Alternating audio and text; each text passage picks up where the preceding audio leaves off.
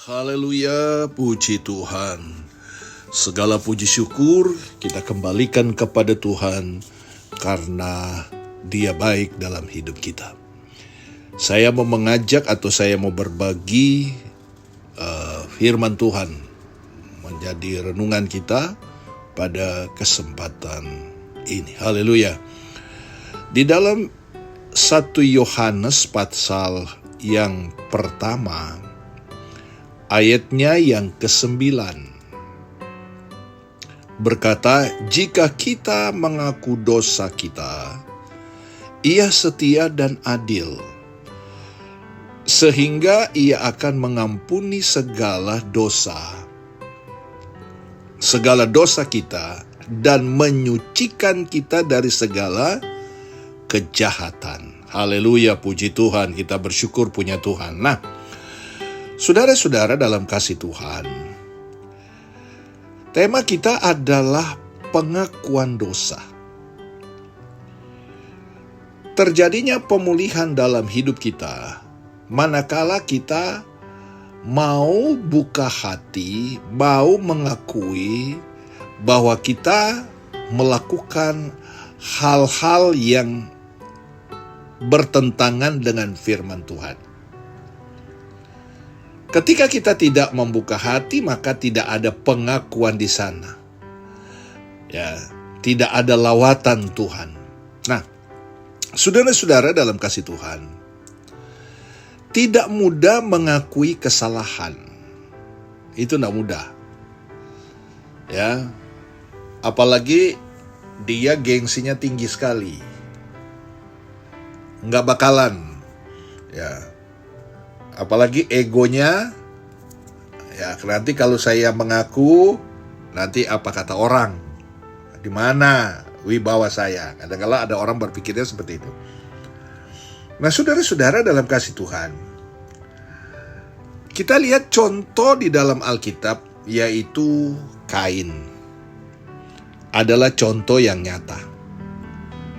Ketika Tuhan mengingatkan bahwa ia sedang dipenuhi oleh iri hati yang tercermin dalam wajah yang muram, Kain menyangkalnya. Ya. Kita baca itu di dalam Kejadian pasal 4 ayat 6 dan 7. Dia berkata apa di sana? Firman Tuhan kepada Kain, mengapa hatimu panas dan mukamu muram? Ayat 7. Dia berkata, apakah mukamu tidak akan berseri jika engkau berbuat baik? Tetapi jika engkau tidak berbuat baik, dosa sudah mengintip di depan pintu. Ia sangat menggoda engkau, tetapi engkau harus berkuasa atasnya. Ayatnya yang ke-8, kata Kain kepada Habel, adiknya, marilah kita pergi ke padang, dan seterusnya. Saudara, kita lihat Tuhan itu maha kuasa. Kita mau simpan sebaiknya, tutup sebagai itu di hadapan Tuhan itu terbuka. Nah, saudara-saudara, makanya mengakui kesalahan, ya, mengakui dosa itu tidak mudah kalau dia tidak mau buka hati. Ya, kita tahu bersama Kain ketika Tuhan mengingatkan bahwa ia sedang dipenuhi oleh iri hati dan tercermin dalam wajahnya, Kain menyangkal. Nah, kadang-kala ada anak Tuhan seperti Kain. Firman Allah sudah tegur, firman Allah sudah ingatkan, kita sudah dengar firman Tuhan, tetapi kita masih menyangkal, merasa diri benar, padahal kita tidak menjadi pelaku. Ya, firman Tuhan, kita berdosa. Ya, kita tidak taat, tetapi kita berkata, saya taat. Tuh. Kain simpan, tapi Tuhan tahu. Apakah ada akibatnya? Nah, saudara-saudara, akibatnya Kain tidak dapat mengendalikan diri lagi dan membunuh adik kandungnya sendiri, Habel, kalau kita baca di ayat 8. Dia tidak dapat mengendalikan diri. Apa yang mendorong dia untuk membunuh adiknya, membunuh keluarganya, membunuh satu DNA dengan dia, adalah iri hati. Hati-hati dengan iri hati. Mungkin saudara akan berkata, nggak mungkin, kalau saya iri hati nggak mungkin membunuh. Mungkin saudara tidak akan membunuh secara fisik, tetapi perkataan kita bisa membunuh iman percaya orang, bisa melemahkan orang, bisa menjadi orang itu berubah kesetiaan karena iri hati kita manusia. Nah, Kain lakukan itu. Nah, saudara-saudara dalam kasih Tuhan, akibatnya kita lihat terjadi pembunuhan. Ini mengerikan, ini yang namanya iri hati kalau kita tidak dapat kendalikan. Makanya pengampunan itu sangat perlu sekali, dan kita buka diri untuk mengoreksi diri. Kadang-kala kita manusia lebih senang koreksi orang daripada koreksi diri sendiri. Rasul Yohanes mendesak orang percaya agar mengakui dosanya di hadapan Allah.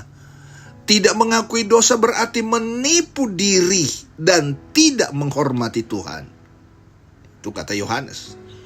Ya.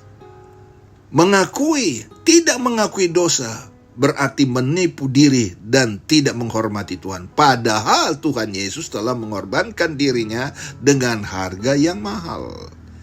Kita perlu menyucikan diri dengan darahnya. Namun itu tidak mungkin terjadi bila kita tidak mengakui dosa kita.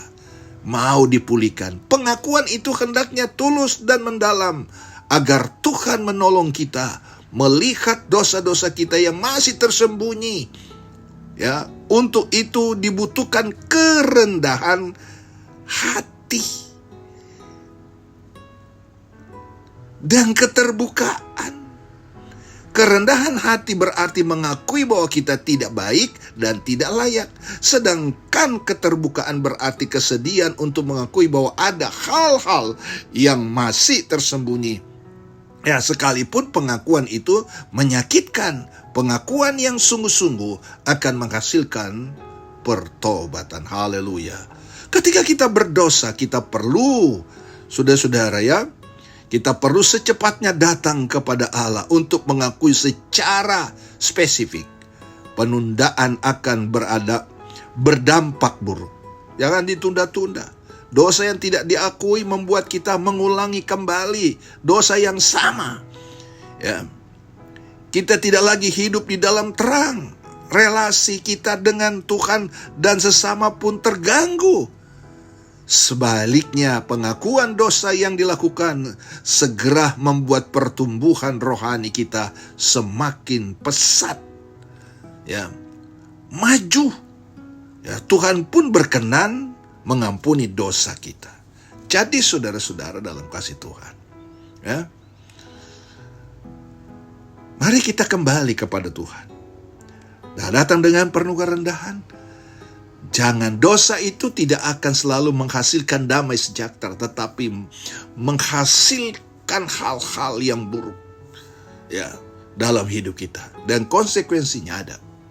Mungkin saudara berkata, biasa-biasa aja saya. Tapi ingat, kalau engkau tabur, engkau akan petik. Saudara-saudara, dosa yang segera diakui menghindarkan kita jatuh dalam dosa yang sama. Tuhan yang berkenan mengampuni dan menyucikan kita. Mari kita buka hati. Ya, minimal kita datang kepada hamba-Nya. Kita datang, kita berdoa, kita minta pengampunan, kita minta lawatan, dan kita mau berubah dan bertumbuh. Karena itu yang Tuhan kehendaki. Pengakuan dosa akan kita bisa lakukan kalau kita mau terbuka dan merendahkan diri di hadapan Allah. Jadilah anak Tuhan yang sesuai dengan kehendak Allah lewat firman-Nya, bukan sesuai kehendak kita manusia. Minta Roh Kudus bekerja sehingga kita kuat kita boleh menjadi berkat untuk hormat kemuliaan nama Tuhan. Tuhan Yesus memberkati kita semua. Amin.